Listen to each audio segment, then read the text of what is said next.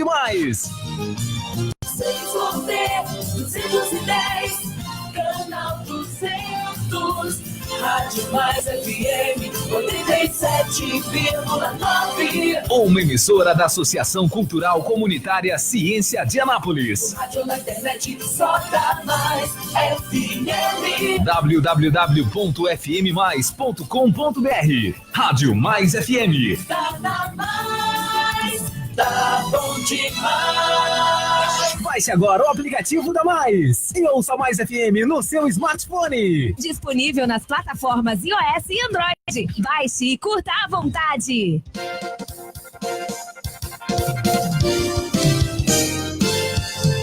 Continue na Mais FM. Vem aí mais um campeão de audiência. Anápolis é notícia. Atenção! A popularidade do rádio é imbatível. Se seu objetivo é tornar sua empresa ou marca conhecida, então o rádio é o lugar certo. A abrangência de público de todas as classes sociais, a instantaneidade de veiculação e o baixo custo publicitário não deixam dúvidas de que o rádio é a melhor opção. Para vencer a concorrência, mostre-se. Propague suas ideias pelas ondas sonoras. Anuncie no rádio. Uma campanha da Mais FM. Tá na Mais. Tá bom demais. Bom dia! Bom dia! Bom dia!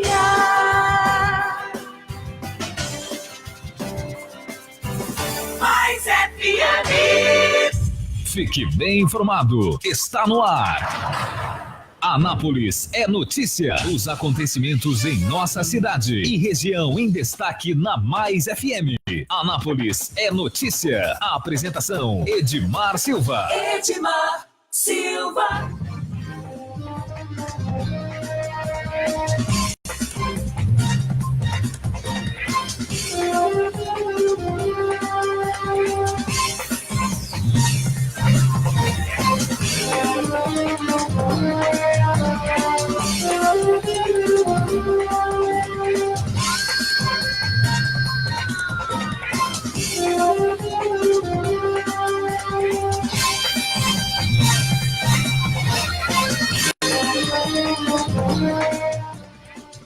Para você, nós estamos começando mais um Anápolis é Notícia aqui pela Mais FM em 87.9.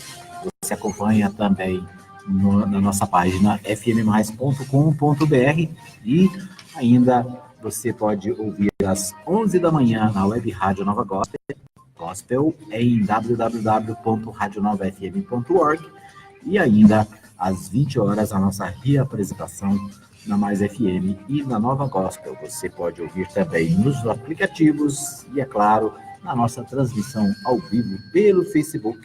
E nós queremos a sua participação. Você pode participar, dar a sua opinião, o que acontece na cidade, o que acontece no Brasil, no Estado. Você pode falar da política, você pode falar do que você quiser, né? E a gente vai trazer aqui para a nossa pauta a sua opinião, a sua manifestação. Comigo está a Kellen Cunha na técnica de som e o nosso companheiro Henrique Morgantini. Bom dia, Henrique Morgantini. Bom dia, Kellen. Bom dia, Kellen Cunha. Bom dia, Edmar Silva. Bom dia aos amigos da Mais FM. Começando mais um programa, hoje terça-feira, 28 de agosto, né? Ou seja, mês de agosto está terminando. No próximo sábado, nós teremos já a programação nova com o horário eleitoral gratuito, né? A expectativa dos candidatos, a expectativa das pessoas envolvidas nas campanhas eleitorais é justamente o início da propaganda eleitoral. E muitos estão apostando, né? Ontem nós mencionamos aqui candidatos que estão dizendo que a campanha vai começar, de fato, no próximo sábado, dia 31, com a propaganda eleitoral gratuita no rádio e na TV. O que você acha, Morgantini? A propaganda realmente vai fazer essa diferença na campanha eleitoral? Sim, acho que sim.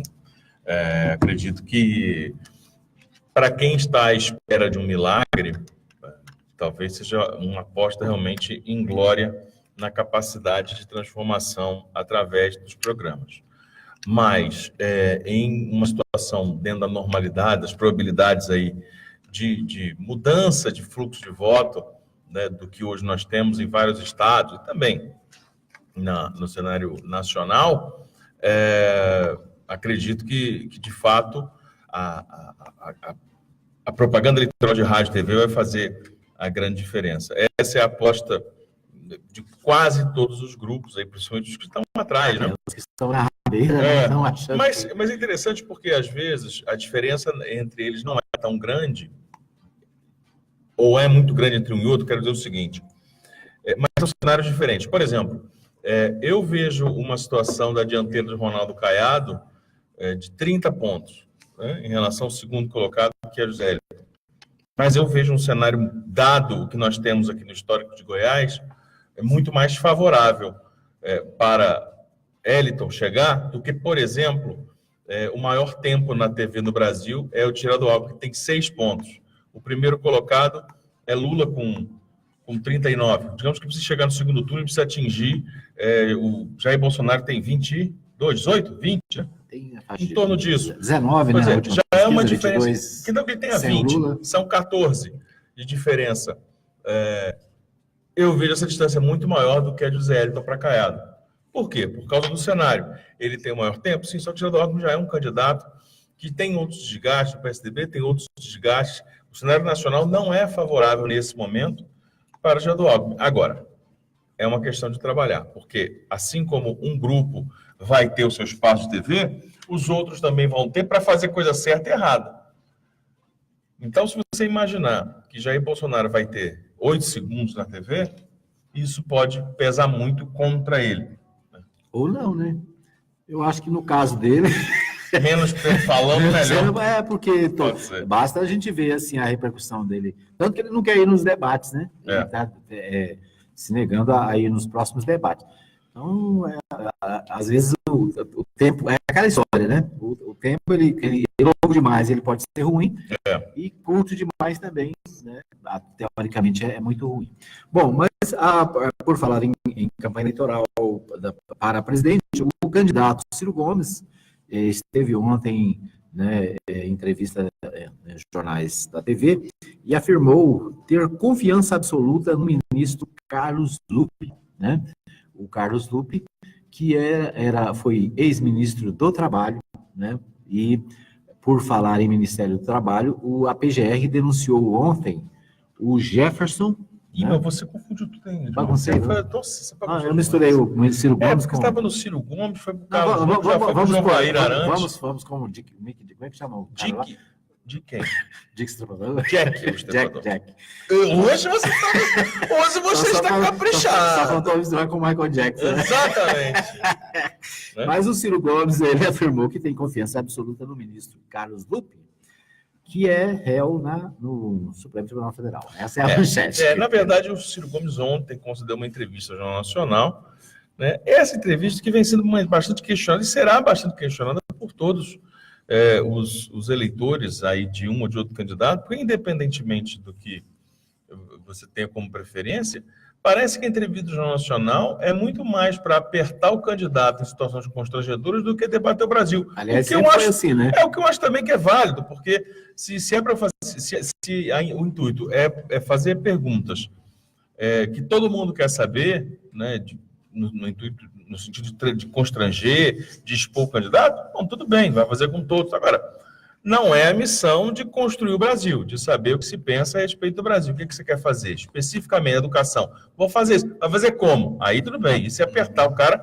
num aspecto construtivo. Agora, escuta, esse negócio seu aí que falaram que você fez... Aí é outra coisa, mas tudo bem. A questão é que fizeram isso com o Ciro Gomes e alguns pontos. Ele considerou a prisão de Lula injusta, né? Ele fez uma colocação sobre a prisão sobre Lula, né? Disse que Lula é amigo, falou uma frase firme, forte em relação ao golpe, né? Falou, depois do golpe de 2015, né? Então, essa parte foi um negócio interessante, 2016, né? 2016, né? Então, isso foi. E aí a parte que chamou atenção foi a defesa que ele fez ao presidente do seu partido, ex-ministro do Trabalho, Carlos Lupe, né, presidente nacional do PDT, né, e ele fez uma queda de braço lá com o William Bonner, porque o Bonner falou que ele era réu, ele falou que não é réu, não é. Mas foi uma entrevista na qual o Ciro, né, conseguiu sair bem. Acredito que, porque tem um traquejo e tem uma calma e uma segurança no que fala muito grande. Essa é uma vantagem de quem sabe o que está falando. Tanto é que conseguiu explicar lá o nome, o projeto lá, Nome Limpo, né? Que é para tirar o pessoal da condição de irregularidade em relação ao Serasa, em relação à inadimplência. Né? Um projeto interessantíssimo esse, inclusive.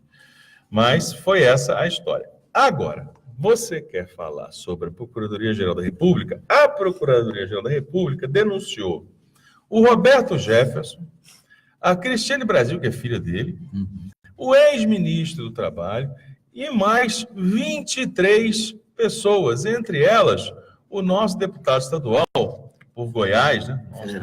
Nosso deputado federal por Goiás, Jovair Arantes, né? O Jovair do PTB, o grande cabo eleitoral do PTB, né? Que está aí sempre em Anápolis, é candidato, né? Espero ter votos aqui, uma vez que a prefeitura é comandada pelo PTB, e aí ele se enrolou no meio daquela história que nós já vimos falando aqui outras vezes, que é a Operação Registro Espúrio, né? Que apura, né, esquemas de dinheiro, de corrupção, de cobrança de propina dentro do Ministério do Trabalho, que é loteado, né, por integrantes, por simpatizantes do PTB, segundo a denúncia.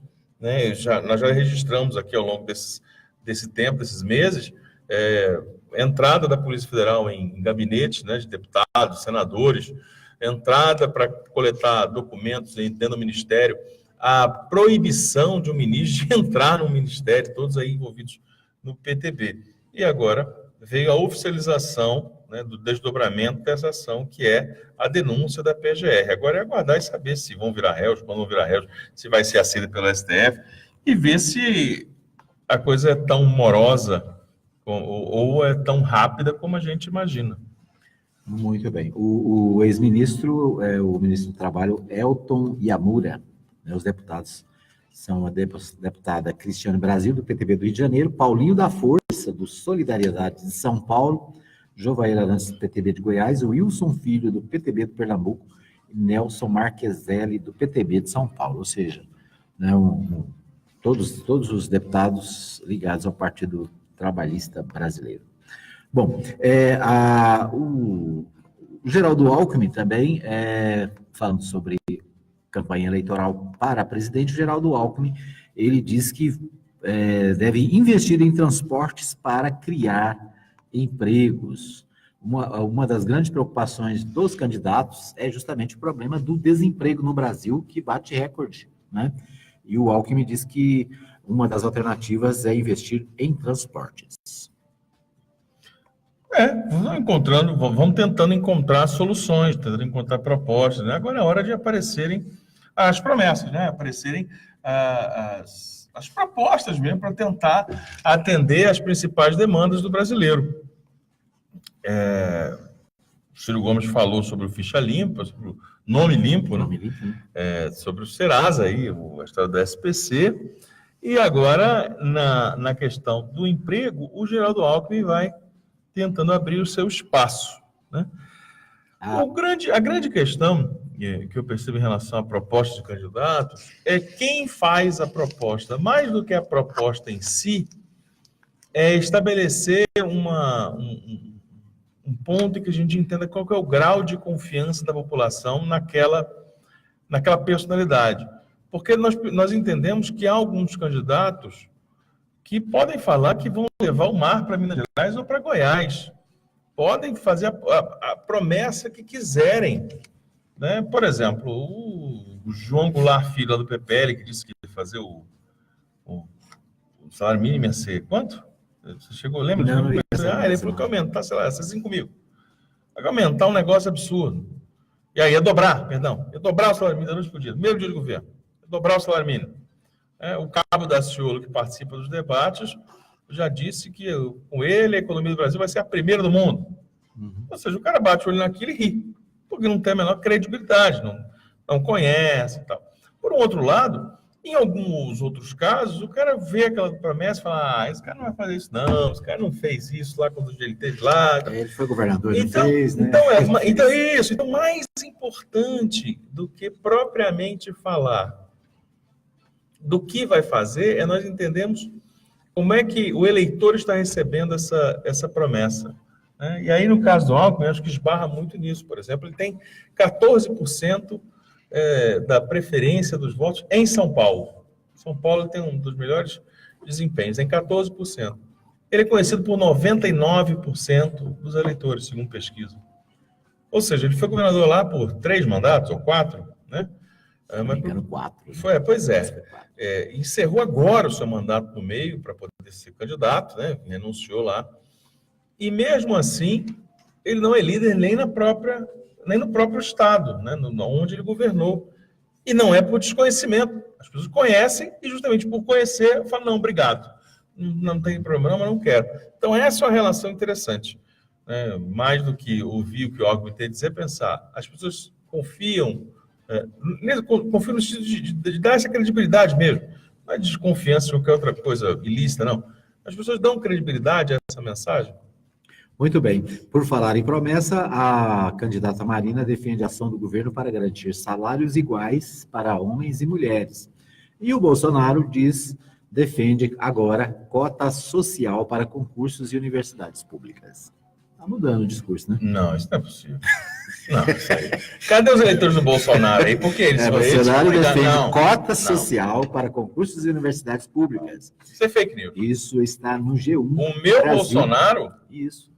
O meu Bolsonaro que é contra cotas para dizer que o Brasil não tem dívida com ninguém, não tem dívida com negros, não tem nada.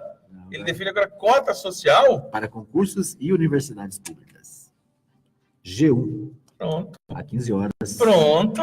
No Rio de Janeiro. Agora eu imagino que o pessoal vai rasgar. Vai ficar maluco. O Bolsonaro com esse discurso aí de petralha, isso é discurso esquerdopata, hein? Cota. Parabéns, Jair Bolsonaro. Ou seja, melhor você já ir se acostumando que ele vai mudar a conversinha dele. Porque ele tá vendo que desse jeito aí, só os malucos que correm atrás de avião que vão atrás. Aí falou, peraí, deixa eu fazer um discurso mais social para eu tentar convencer aqui o eleitorado que não tá caindo nessa minha conversa de raivinha do mundo. Olha aí, parabéns. Isso aí.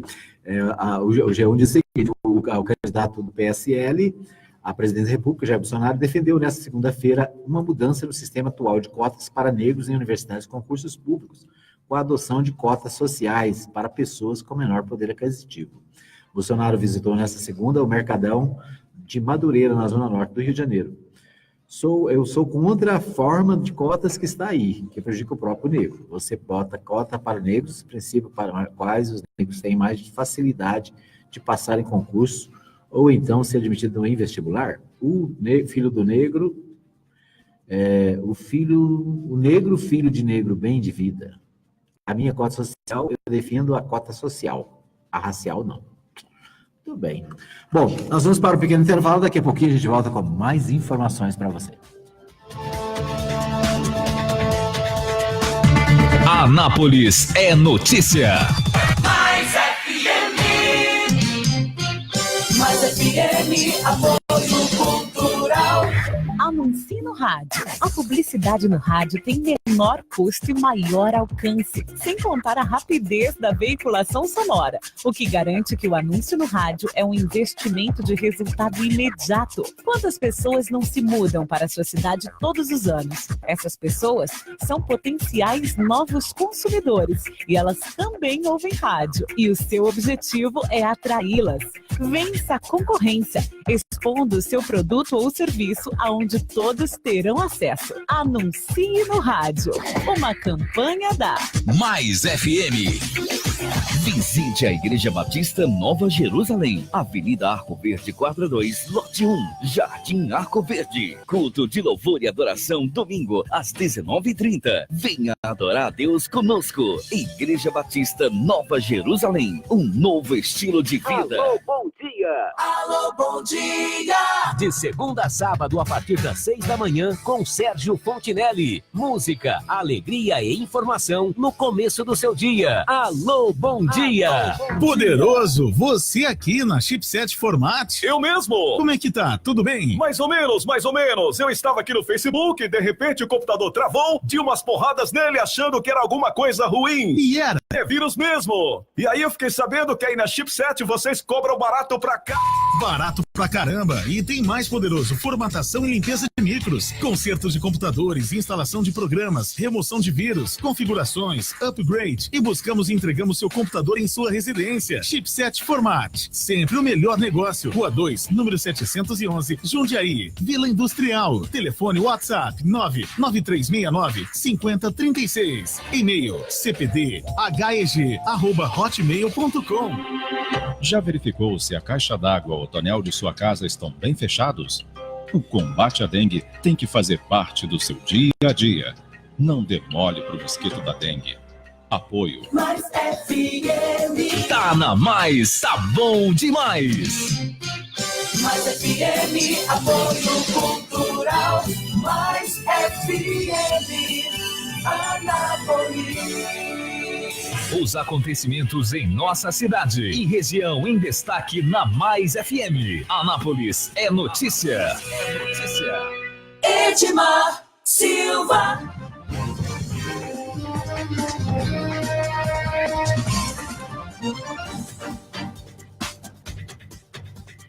Calma. Muito bem, nós estamos começando mais um bloco do programa Anápolis da Notícia, hoje, 28 de agosto de 2018, 8 horas e 26 minutos, para você que está ligado no 87.9, né? Para você que está ligado pela internet, aí depende de onde você está, né? Pode ser, se você estiver na Europa, por exemplo, é diferente. É isso aí. Bom, nós começamos nosso programa, nosso bloco. Tem dia, Felenconha, que ele está diferente. Acho que toma café. Eu não sei. Toma café lá do Industrial. Pode ser café, eu não lembro algo mais. Mas que fica diferente, fica. Não é ruim não. Muito bem. Tá, joia. Mas vamos aqui aos nossos internautas, né? Gente muito boa, acompanhando a gente aqui nesse dia, nessa terça-feira festiva. A dona Sueli Narcisa desejando um bom dia, ali. A Lorena Andrade Leite também conectada, obrigado. A Lucimar Batista Borges desejando um bom dia para nós e para todos os ouvintes. A Maria Santos também ligadinha lá no Jundiaí, trabalhando, né, e já conectada.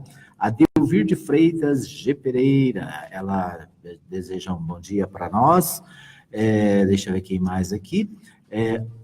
A Maria Nova da Silva também está conectada. O doutor Ilmar Lopes da Luz, ele diz, bom dia, grande abraço para você, Edmar, e ao amigo Morgantini. Valeu, Ilmar. Um abraço ao Ilmar Lopes da Luz, né, sempre conectado, sempre ligado, sempre bem informado.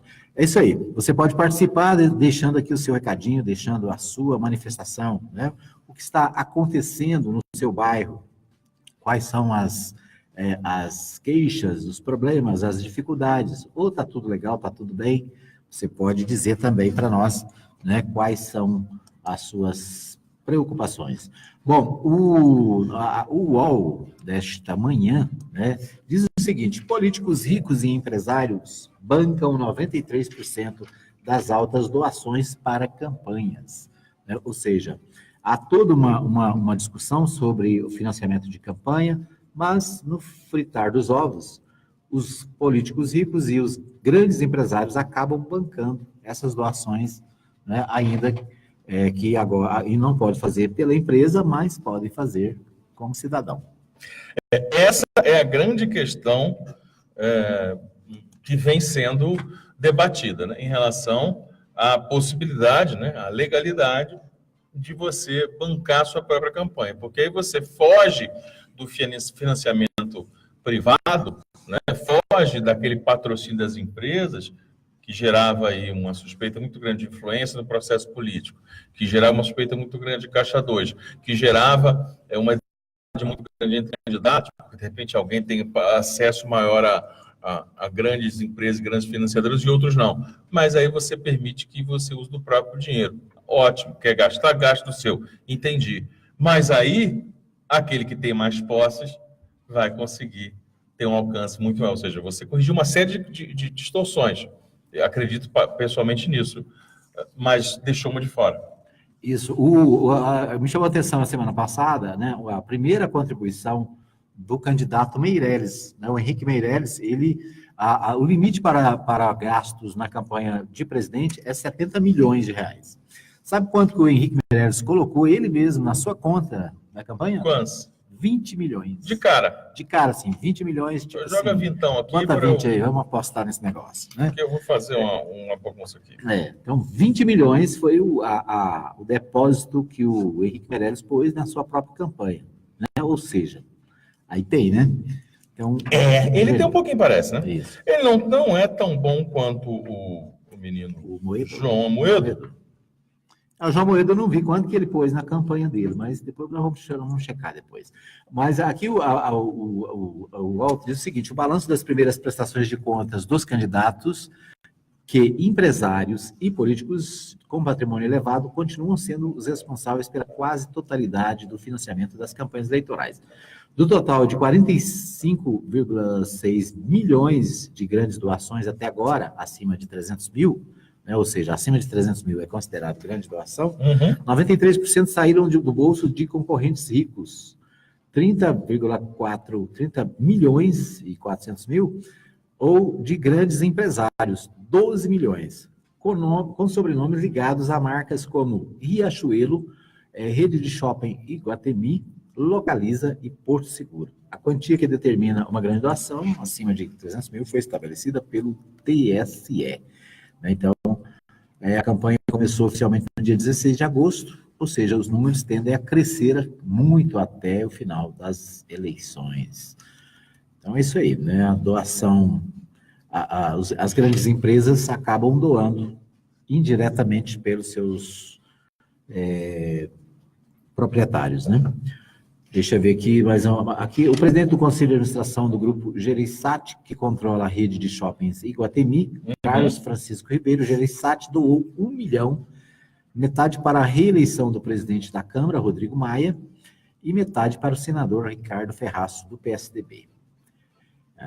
Deixa eu ver, o empresário do ramo de shoppings, Carlos Amasta, do PSB, por exemplo, sacou 1.450.000 do próprio bolso para a campanha ao governo do Tocantins. Aqui, né, várias informações. Aí, o último exemplo aqui, o que eu mencionei, né, como é o exemplo do ex-executivo de banco e ex-ministro da Fazenda, Henrique Meirelles, MDB, que direcionou 20 milhões do próprio bolso para a sua postulação ao Palácio do Planalto. Aos poucos, eles vão se investindo, né? Uhum. Quem tem, né? Quem tem, põe. Quem não tem... chora. Chora. Mas é exatamente essa a questão que certamente a legislação para as próximas eleições irá debater, né? A criação de um teto tem que ter de gasto, independentemente da fonte. Quer dizer, olha, se você conseguir dinheiro de uma empresa ou do financiamento público, ou complementar com a sua doação pessoal, parabéns. Mas vai ficar nisso aqui, né? Para tentar dar uma... Na verdade, esse teto já existe. O problema é que, com um teto muito alto, né, quem tem chega no teto. Quem não tem fica no chão, fica na metade do caminho. Então, são distorções que o poderio financeiro, né, que o poder econômico vai causando uma campanha, naturalmente. Alguém que tem 1 milhão de teto e tem 1 milhão para gastar, é diferente de alguém que vai ter só 50 mil. É diferente de alguém que tem 1 milhão de teto, mas, né, só tem 20 mil reais de fazer 20 mil, 15 mil, santinho, alguma coisa assim. Muito bem. Outra manchete do UOL é sobre o suplente de senador. Suplente de senador pode assumir 8 anos de mandato sem um único voto. Imagine um combo com salário mensal de R$ 33.700 apartamento funcional, auxílio moradia de 5.500, carro oficial, motorista à disposição, verba para custeio de gasolina, blá, blá, blá. O destaque aqui é a questão do suplente, né? Foi muito discutido a questão do suplente para senador, e os suplentes, né? São 2 suplentes para a vaga de Senado, e a questão aqui muitas vezes, esses suplentes, eles acabam assumindo, e eles podem assumir até o mandato inteiro, né? Desde que o titular renuncie, ou se afaste, ou se torne candidato a outro cargo político. Né? Olha, um caso emblemático bem próximo nosso, que é o de Goiás. O então candidato a deputado Henrique Meirelles foi eleito deputado federal e ele não assumiu nenhum dia do seu mandato. Ele nunca assumiu o seu mandato, porque ele foi chamado para ser presidente do Banco Central no governo Lula, que também estava tomando posse naquele mesmo ano, naquele mesmo momento. E ele se licenciou do mandato e nunca assumiu, esteve à frente do Banco Central esses anos todos do seu mandato. E quem assumiu foi justamente um suplente. A diferença é que o suplente tem voto. Né? É alguém que não atingiu o número de votos, mas teve votos, tem a sua representatividade, fez campanha. A diferença no caso do suplente no Senado é que ele é um vice. Né? E essa história de que não tem nenhum voto, eu discuto um pouco em relação à matéria do UOL, porque é a mesma coisa de considerar que um vice-prefeito, vice-governador, vice-presidente não tem voto. Claro que tem voto, tem responsabilidade legal sobre aquilo, está lá. Agora, é muito mais uma responsabilidade dos titulares, né, dos candidatos ao Senado que vençam eleições, escolher os seus representantes do que de qualquer outra estrutura. Né, no aspecto jurídico.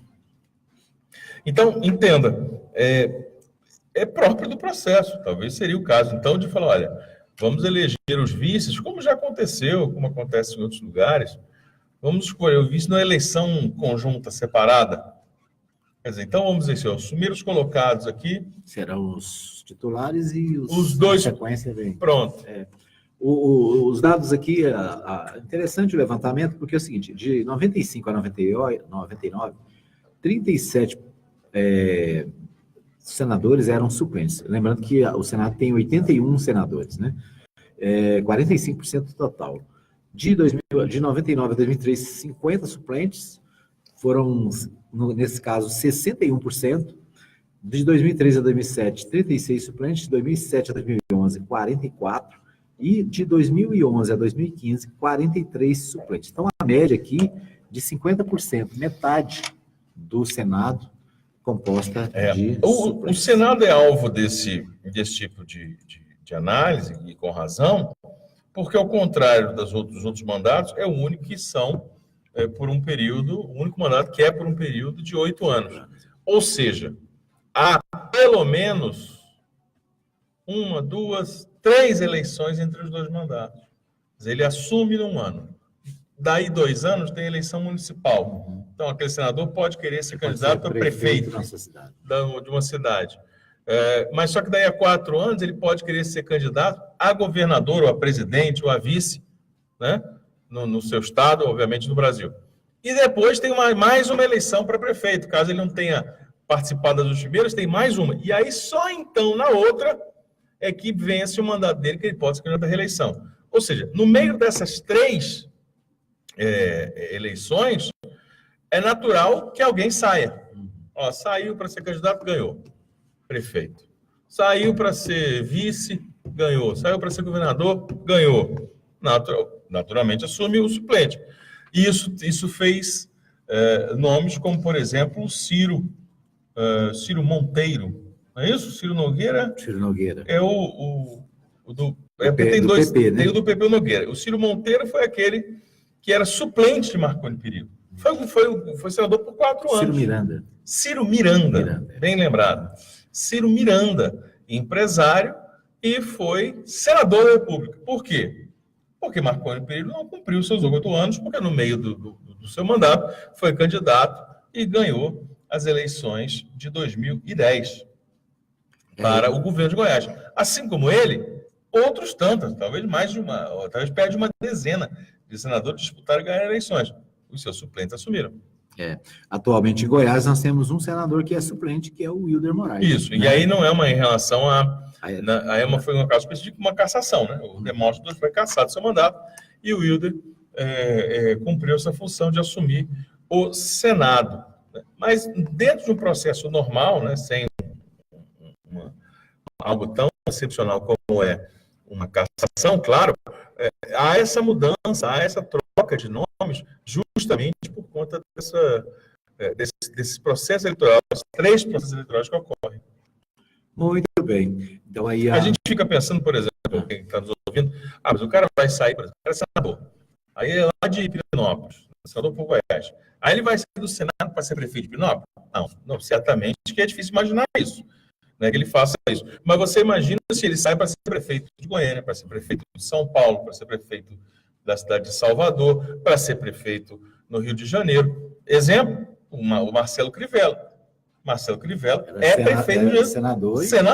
Né? Deixou o Senado, hoje deixou lá um suplente, a gente nem sabe quem é, eu particularmente não sei quem é, o nome do suplente, mas que hoje é senador, vai ser senador por esses 4 anos, né, por mais 2 anos, porque ele era senador. Na verdade, assim, as pessoas às vezes têm, já tive muito esse tipo de conversa com pessoas que acham o seguinte, por exemplo, que ser deputado estadual é melhor do que ser prefeito, ou ser deputado federal é melhor do que ser prefeito. Em tese, está um nível acima, né? Só que quando você vai avaliar o seguinte, é muito melhor, do ponto de vista político, ser do executivo do que do legislativo, né? Por exemplo, é melhor ser um prefeito de Pirenópolis, por exemplo, como você disse, do que ser um deputado estadual. Sim. Ou é melhor ser prefeito de Anápolis do que ser um deputado federal, do ponto de vista político. Por quê? Porque tem verba, né, para administrar, tem cargos políticos, tem toda uma... Tem uma autonomia, né? Autonomia. Que o deputado, por exemplo, o deputado federal, ele tem um gabinete restrito, né? Ele não tem poder de decisão quase que nenhuma, né? O grande mérito, essa é uma coisa interessante, o grande mérito de um deputado estadual federal está no poder de articulação, né? Porque, por exemplo, há uma função muito importante que é de propor leis, né? Alguém que seja capaz de propor leis que deram certo em outros lugares ou que dão certo em alguns municípios, e aí vamos levar para o Estado, vamos levar para toda a federação, vamos para a federação. Então tem essa articulação política. O outro ponto é a articulação no sentido de conseguir verbas, né, junto com o governo federal, o governo estadual, para os municípios que ele representa. E o terceiro ponto, e esse tão importante quanto os outros, se não mais, é o poder de fiscalização, ou seja, de cobrar, né, e de fiscalizar o que acontece no governo do Estado, ou no caso federal, na União. Né? Porque essa é uma função interessante em saber, olha, precisamos, mais do que propor uma inovação numa lei, de um projeto, cobrar que seja cumprida tal lei existente. Olha, não estão sendo repassadas aqui as verbas de educação para o setor tal, não está chegando na cidade tal. Cadê o dinheiro que foi prometido para colocar e terminar a obra tal, lá na região tal? Cadê o dinheiro eu não queria falar disso, não, do feirão do podia ter um Cadê o dinheiro do feirão do Alexandrina, né? Um deputado atuante poderia chegar lá e falar assim, cadê o dinheiro que o Estado ficou de passar lá para o feirão em Anápolis? Porque, segundo o prefeito, o dinheiro vem do Goiás na frente, do programa Goiás na frente. Que já ficou para trás, né? Olha, ninguém mais fala, né? Eu não sei qual Você passou hoje no feirão da Alexandrina? Não passei. Você passou hoje cedo, antes do programa, no feirão do Bar de Luz? Também não. No ex-feirão, porque não tem mais. Você parou? Também não. Você passou lá? Não, faz dia que eu não passo. Então, eu não sei também informar dados atualizados de hoje. Mas ontem... Não estava lá. Não tinha feirão, não tinha construído nem o feirão da Alexandrina e nem tinham colocado o feirão no Bar de Luz. Já aí 1 ano e 7 meses. Quase 8, né? Não, nós estamos mês 8, né? Mês 8. 1 ano e 9 meses, porque foi em dezembro, 1 ano e 9 meses que a gestão municipal não deu conta, não conseguiu, não foi capaz de tocar uma obra aí para construir um galpão, que é um feirão. Muito bem, nós vamos para mais um pequeno intervalo. Daqui a pouquinho a gente volta com mais um bloco do Anápolis é Notícia.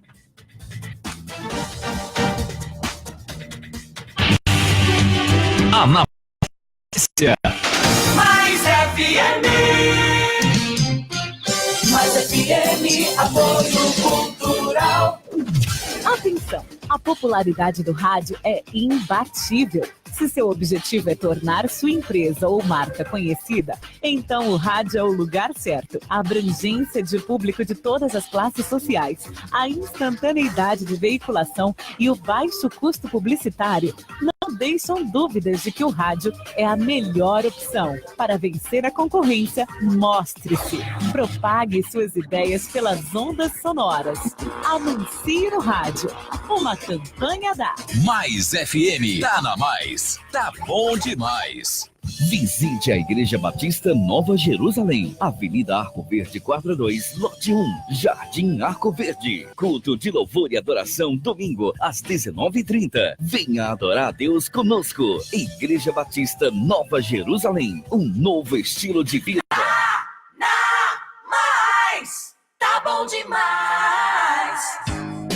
Abraço Brasil, Associação Brasileira de Rádios Comunitárias, agradece ao Senado Federal pela aprovação do PLS 513/2017, que aumenta a potência das rádios comunitárias, com 2 canais de operação por município. Agora o projeto PL 10.637/2018 está tramitando na Câmara dos Deputados Federais e as rádios comunitárias solicitam o apoio dos deputados federais para a aprovação final deste importante avanço para a democratização da comunicação no país. Afinal, nas rádios comunitárias que todos os deputados são recebidos para mostrar os seus trabalhos às comunidades em todo o Brasil. As rádios comunitárias do Brasil acreditam no compromisso que os deputados federais têm com a democratização da comunicação. Abraço Brasil!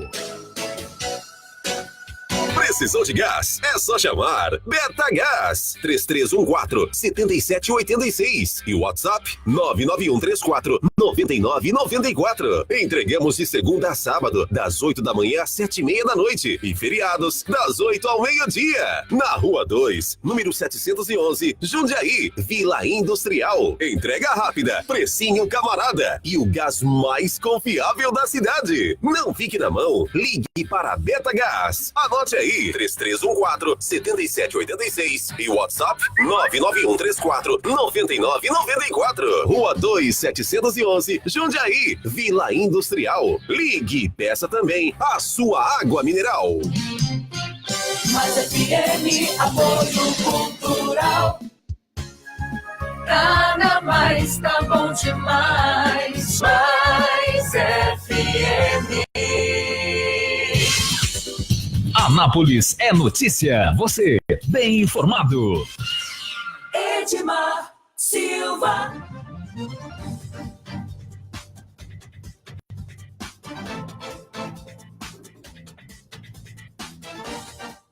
Muito bem, estamos de volta para mais um bloco do programa Anápolis é Notícia. Hoje, terça-feira, 28 de agosto de 2018. Tem aqui a participação dos nossos ouvintes. Deixa eu ver aqui, a dona Sueli Narciso, ela participa aqui, o Morgan Chaz, assim, quero fazer uma observação. Saindo do parque e subindo a Pinheiro Chagas, você se depara com uma obra tomando toda a calçada. Logo em seguida vem um empório que fica tomado de carro. Em seguida vem um restaurante que usa a calçada. Em seguida, perto da sorveteria, tem um terreno calçada, vira estacionamento. O pedestre, este coitado, se vira e anda pela rua. Será que a Pura não vê isso? É isso aí, né? Que é o uso da calçada para tudo, menos o pedestre. Porque nós estamos falando de pessoas que gostam de dificuldade de locomoção, ou crianças, ou pessoas que têm que usar o asfalto para passar. Esse já é um problema. Mas você imagina quem tem dificuldade, né, tem problema na acessibilidade, ou seja, quem é cadeirante, quem está momentaneamente usando uma muleta, está com um problema na perna, no pé, como é que um desse anda numa calçada? Como é que o cadeirante com a cadeira de rodas, para passar numa calçada, tem que desviar tudo isso? Mas esse é um clássico do nosso desrespeito cotidiano. Eu costumo refletir sobre isso, Edmar, pensando que isso tem uma responsabilidade do poder público, sim, em fiscalizar, em multar, em conscientizar. Mas isso não envolve autoridade, isso envolve a cultural falta de respeito que nós, como sociedade, temos um pelo outro. Vou defender o meu, vou arrumar uma vaga para o meu carro aqui e eu estou me lascando se você não vai conseguir passar. Você que se vire, porque eu estou me virando. Sabe aquela coisa? Eu estou querendo me dar bem, então eu vou me dar bem. Nós vemos isso muito no trânsito. Você já viu quanto é normal você estar numa faixa do trânsito na rua e o sinal fecha? Aí você está freando para parar, tem um carro a alguns metros, vem um cara de trás de você e ele te fecha para pegar aquele lugar que seria o seu. Ele quer passar na sua frente. Isso que se dane, você tem que frear mais rápido. Ele dá uma fechada, é natural. Ou seja, você deu mole, viu? Não está aqui não, otário. Então eu vou pegar o teu lugar. Nós fazemos muito isso, o trânsito tem muito isso. Nós não damos espaço. A calçada, eu estou fazendo minha obra aqui, você que se vire para passar. E eu estou botando meu carro aqui porque eu quero comer aqui e ficar vendo meu carro e que se lasque você para andar. É interessante porque há bem pouco tempo houve todo um trabalho, um debate sobre esse assunto na Minas Gerais, né? A Minas Gerais é outro lugar problemático, tem muitas lojas, loja de carros e bancos, e é praticamente impossível, né, parar ali, estacionar, e para o cidadão que anda a pé, pior ainda, porque as calçadas são ocupadas. A Brasil Sul, a Brasil Sul é onde outra, ali tem muitas lojas de venda de carro, aquilo é um caso clássico. É um caso, né? Agora, outro problema sério do trânsito é justamente a falta de estacionamento, né? Por exemplo, é impossível você achar uma vaga de estacionamento. Então, é outra coisa assim que precisa ser pensado, um jeito mas de resolver, deixa eu te contar né? uma coisa. Não tem que ter vaga para todo mundo mesmo, não. Não tem. O povo tem que andar? Não, o povo tem que... A vaga, e aí vem a questão fala-se o empreendedorismo, então, do comércio local, abrir espaços para estacionamentos particulares. É assim que funciona. Em todos os lugares do mundo em que se opta pelo transporte individual. Porque se nós já optamos pelo sistema do transporte individual, ou seja, cada um tem o seu carro e quer lotar a rua e quer ficar se estressando lá dentro, bacana, então você vai pagar. Para você ficar travado no trânsito, você vai pagar para andar e pagar para parar. Então não tem que ter, estou sem a vaguinha. Mas chegasse cedo e pegasse, é isso mesmo. Agora, tem os lugares esse é o problema, o cara chega cedo, para lá e vai trabalhar. Mas se estiver pagando, vai ficar lá o dia inteiro mesmo, paga. É igual se você parar lá no estacionamento do shopping, onde tem um supermercado. O supermercado te dá 2 horas. Se você quiser ficar 8 horas lá, tudo bem, querido, 2 horas ele paga. Se você comprar, né? Alguma coisa. O resto, você vai pagar. Você anda, por exemplo, em lugares como nos Estados Unidos, e eles têm o tal do estacionamento público, que de público só tem porque é regulamentado pela prefeitura, né? Porque você paga para estacionar lá, tem toda a segurança, tem seguros obrigatórios, caso alguma coisa aconteça com o seu veículo, mas você paga. Então é normal. Por quê? Porque nós optamos por um tipo de transporte que é individual. Você vai na Noruega, você não tem problema de vaga. Por quê? Porque lá muita gente não tem carro. Porque lá o tal do ônibus e o metrô deixam você na porta. É outra realidade, é outro país, é minúsculo, deve ser do tamanho de Anápolis, se não for menor. Então, nós estamos falando de uma outra realidade. Mas nós estamos explicando que cada um com a sua característica e com a sua opção vai ter que fazer assim mesmo, não tem nada demais. Muito bem. Fica aí, então, o registro da queixa, né, a reclamação da dona Sueli sobre o trânsito lá na Pinheiro Chagas, né? Então, uma atenção aí da CMTT, uma atenção dos responsáveis, quem sabe, para amenizar, né, pelo menos esse problema. Não, aí precisa, no que não pode é ser contra a lei, né? Porque isso aí não tem nada legal aí. O cara espalhar material de construção pela calçada, ao longo da calçada, tudo errado. O cara parar em cima da calçada está completamente errado, a não ser que o próprio comércio ali na sua área ofereça um recuo exclusivo. Aí ele pode parar ali e prevê um recuo que já é previsto em lei, tem um mínimo lá estabelecido de espaço para que passe o pedestre. Agora, colocar em cima na louca, tudo errado. Isso. Quem mais participa com a gente aqui, os demais eu já falei, né? O pessoal aqui já registrado.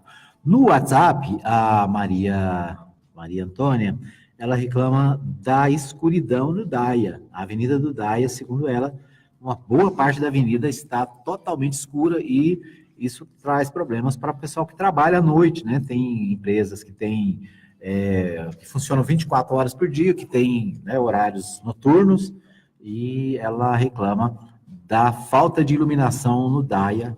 Ela cita, inclusive, ali na região da Geolab, próximo da Geolab, onde tem muitas lâmpadas desligadas, não sabe, né, se estão desligadas ou queimadas. Então, né, o pessoal do Daia aí precisa ficar atento, né, a manutenção da iluminação no Daia precisa tomar providências. Muito bem. Vamos às demais manchetes. Ontem nós falamos aqui da questão do dólar, Morgantini, né, o aumento do dólar, desenfreado do dólar, e o UOL traz uma matéria dizendo o seguinte, que dólar alto pressiona diesel e compromete o subsídio. Vai tudo. Aquela história, né, toda aquela briga dos caminhoneiros por redução de preços, e a variação do dólar pode forçar e dar prejuízo aí para a questão daqueles que dependem do transporte, né? E aí junta todo mundo. O Jornal Popular de hoje, o Morgantini, ele tem uma matéria interessante aqui, na matéria de capa, que fala sobre os municípios goianos. Diz o seguinte, 25% das cidades goianas não têm renda para manter prefeitura. 62 municípios dependem de repasses do governo federal e do governo estadual. Essa é uma realidade que tem esse percentual em relação à Goiânia, mas certamente no Brasil esse percentual deve subir até um pouco mais, chegar na casa de 1/3 aí dos municípios. São cidades criadas e mal administradas, que não têm capacidade de gerar nenhum tipo de renda, né, condizente com a sua demanda, condizente com o seu consumo. Aí fica dependendo, sim, do dinheiro do governo federal e do dinheiro do Estado. E aí há uma outra tese, essa é um tema importante a ser debatido, e que é debatido há muitos anos no Congresso Nacional Brasileiro, que é a do percentual do repasse da verba arrecadada da União para os outros entes federativos. Né? Inclusive, há uma proposta que fala-se na lei do terço, né, para se dividir igualitariamente. E aí dividir igualitariamente também os investimentos, né, os gastos, mas dividir-se igualitariamente 1/3 para o município, 1/3 para a União, 1/3 para o Estado. E aí você fortaleceria, né, indubitavelmente, fortaleceria politicamente e administrativamente as cidades brasileiras, os municípios brasileiros. Um dos problemas gerado por isso é exatamente isso, né? Você tirar a força da presença do Estado, da União, né, no aspecto político em relação a investimentos, porque aí certamente estados e municípios, e principalmente municípios, não dependeriam tanto desses outros dois entes federativos. Né? Então você imagina uma cidade como Anápolis, né, sem ter que ficar pedindo tanta bênção para o Palácio das Esmeraldas, né, ou o Palácio das Esmeraldas não sem pedir tanta bênção para o governo federal, porque tem a sua receita para gerir e tocar suas demandas. Hoje o que acontece é uma relação de interdependência desses três grupos pela falta de dinheiro. É pires na mão.